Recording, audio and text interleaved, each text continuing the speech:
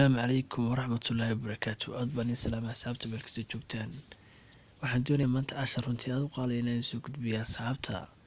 Ma doonaysa inaad hesho application kasta oo lacaga si bilaash ah, mise doonaysaa inaad hesho application aad ka heli weyday Play Store-ka ama meel kale aad ka heli weyday inaad hesho si free ah? Ma doonaysaa? Haddii jawaabtaadu tahay haa, fadlan raac istabahan aan ku siin doono.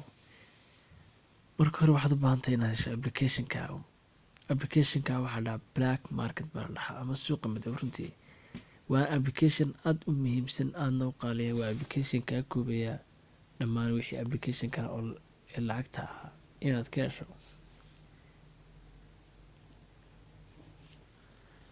Okay, marka hore waxaad tegaysaa Chrome-ka ama meesha Google aad gelisid, meel kastoo aad doonayso inaad Google ka gasho ayaad tegaysaa.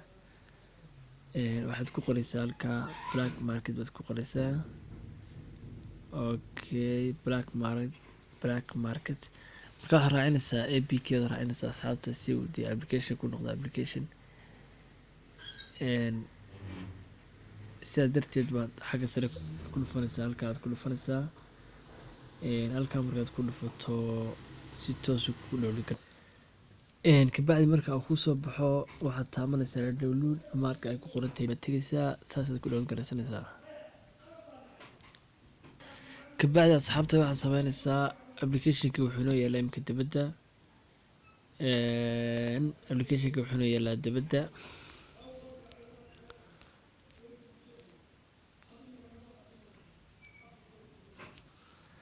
Asxaabta markaas download garaysto kabacdi waad furanaysaa. Marka application-ka lacagna waad ku qoranaysaa.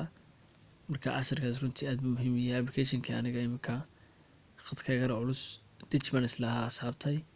Marka fadlan download garaysta application kasoo lacag waad ka helaysaan ama application kasoo baahanta waad ka helaysaan. Aad baan salaamaya asxaabta meel kastoo joogtaan.